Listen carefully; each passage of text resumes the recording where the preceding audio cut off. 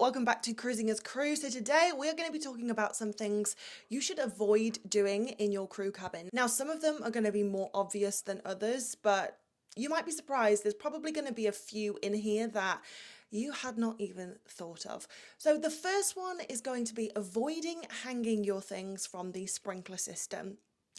And yes, I know you're probably thinking, what did you just say? When you get on your cruise ship, you will notice that there is a sprinkler system all over the cruise ship, including inside your cabin, just in case there's a fire. So as you may have guessed, if this sprinkler system detects heat, then it will start releasing microlyzed droplets of water and try and put out the fire. But what a lot of people like to do is use this as a hanger. So they will, I don't know, get an item of clothing on a coat hanger and decide to hang it through the metal bars.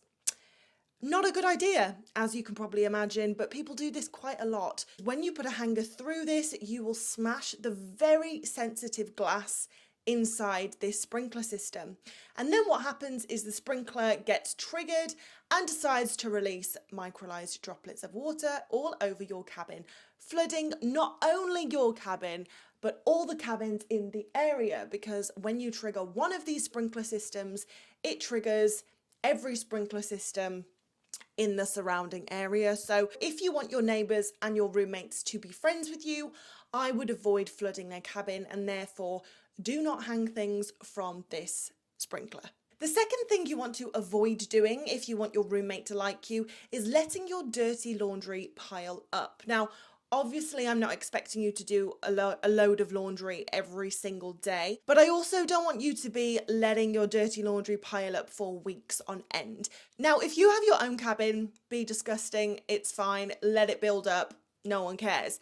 If you have a roommate, the reason it's not so great to do this is because you're not going to be able to smell your dirty laundry quite like they will, because it's your laundry, so it smells like you.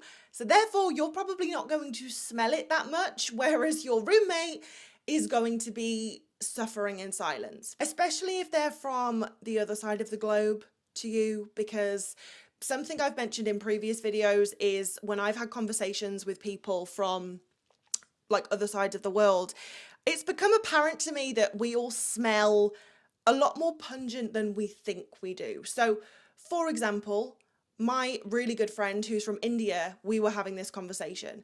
So I was saying that, like, in the crew bar, when I'm partying with people from India and that side of the world, they smell pungent. And he was saying, well, it's the same. You smell like milk. And I was like, what? And he's like, yeah, because you consume so much dairy in the Western world. Like, you smell like milk. I was like, huh, how interesting. So basically what you can take from this is, if you are sharing a cabin, especially with someone from the other side of the world, your dirty laundry absolutely stinks. Therefore, do not let it build up for any more than a week, absolute maximum.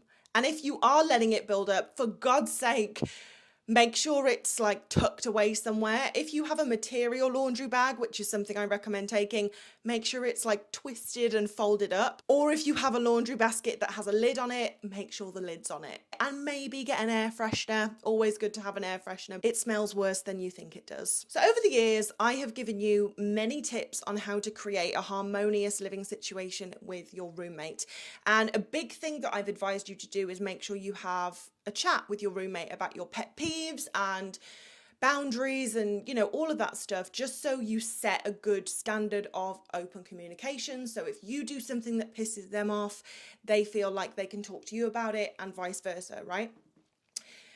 But I was talking to someone the other day and they were telling me how their roommate is constantly on at them. Oh, I don't like it when you do this. I don't like it when you do this. Or can you do this? It's just as detrimental to your relationship to overshare as it is to say nothing. So basically you need to pick your battles. So what I would advise is, if your roommate is doing something consistently to piss you off, let's say it's letting the dirty laundry build up for weeks on end and you are suffering in silence because it stinks, okay? Then you need to bring it up. You're going to get resentful. You're going to end up exploding at them.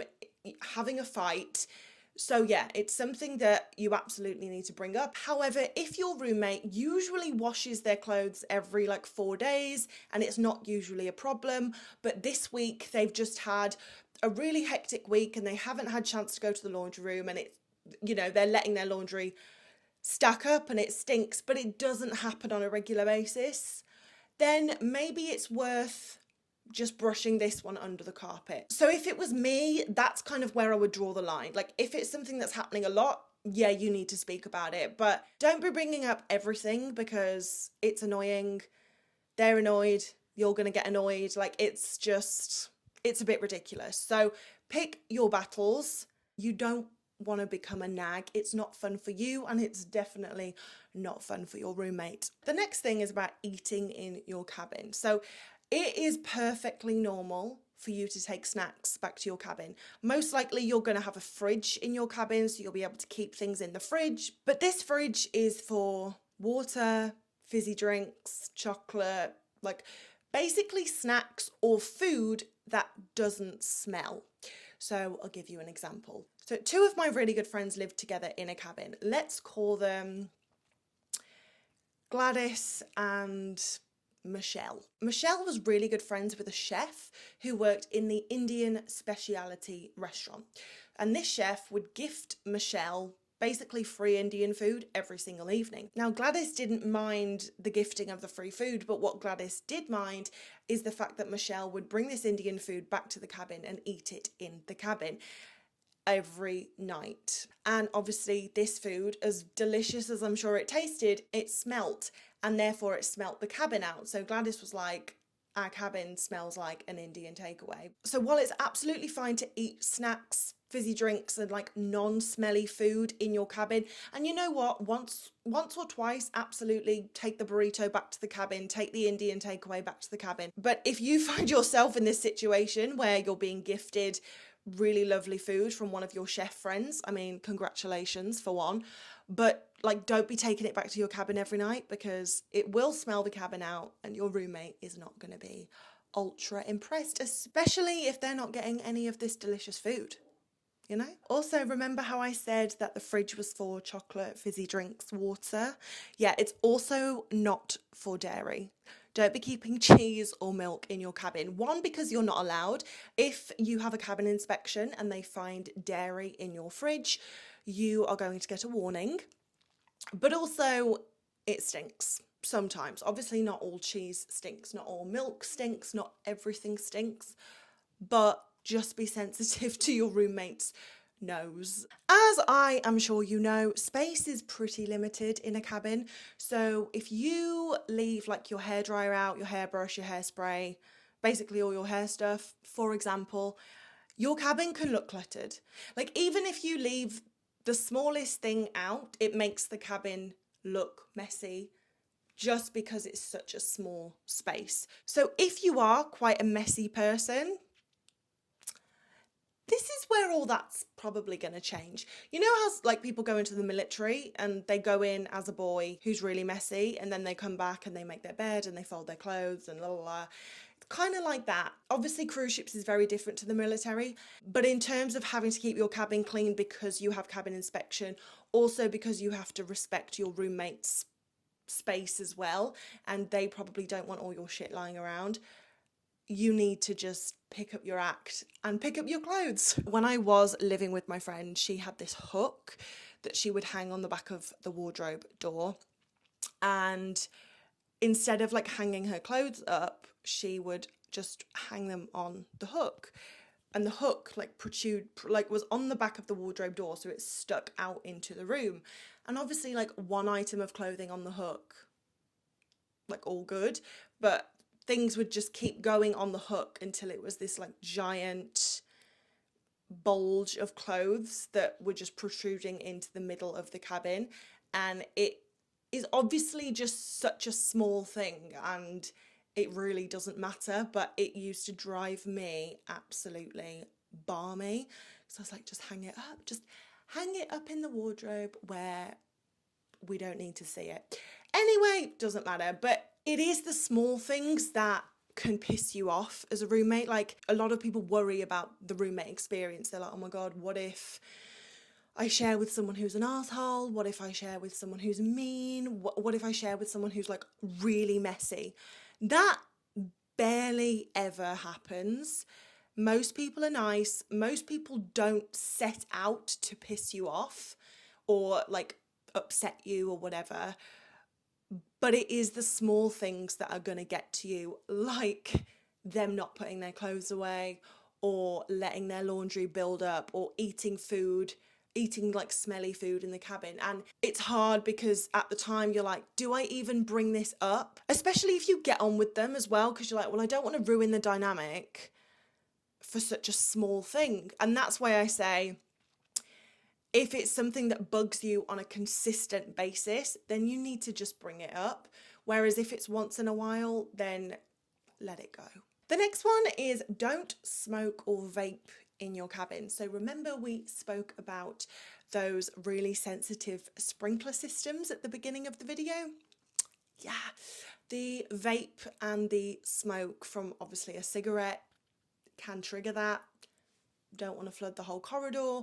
Also, also you will get in a lot of trouble if you are found to be smoking in your cabin. Now, people maybe go in the bathroom and like try and get away with it. And obviously some people do get away with it, but I have known people also be caught because when a sensor is activated, it sends a signal to the bridge and they can see exactly which cabin like has been triggered. So yeah, you don't want that knock on your door where they're like, are you smoking? Because I can't see a fire. And obviously the reason you can't smoke in your cabin is because it's a fire hazard. Do not be the person that sets 5,000 alarms, okay? You do not want to be that person. We all know that person that has to get up at fucking 8. So they set an alarm at 7 and another one at 7:15 and 7:30 and 7:45. And then eventually the 8 o'clock alarm goes off and the person gets out of bed, but your roommate has been up since 7. It will drive anyone to distraction.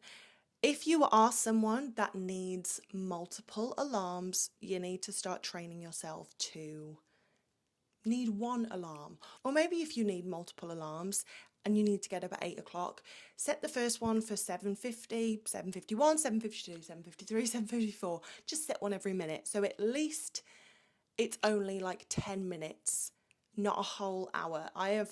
You know what, I've been that person and I've had that person, and it was only when I had that person that I realised how annoying I had been when I was setting multiple alarms and not getting up. So please just get in the habit of setting 1 or 2 alarms and getting up. And then the last thing that I want to mention in this video is avoid excessive noise. So the walls between cabins are not very thick. Therefore, if you are having cabin parties, if you are playing music, talking too loudly, your neighbours are probably going to be able to hear you. I mean, it's not like the walls aren't ridiculously thin, but like if you're being loud, your neighbours are going to hear. So just be like conscious of that. A perfect example is I went back to my cabin with my roommate one of the days. The girls that we lived next door to, we also worked with. We all went back to our respective cabins and we could hear the girls next door talking about us. They were talking quite loudly, but nevertheless, it was like, oh, okay, that's nice. Just be wary that cabins aren't ultra soundproof, so if you are going to have a little bitch, if you are going to have a cabin party, like, you want to pick your times wisely. So that brings us to the end of this video. Thank you so much for watching. If you are still here, I really appreciate it. If you liked this video, let me know in the comments what you liked, what you didn't like. But as always, guys, I hope you have a fantastic week and I will see you in the next video.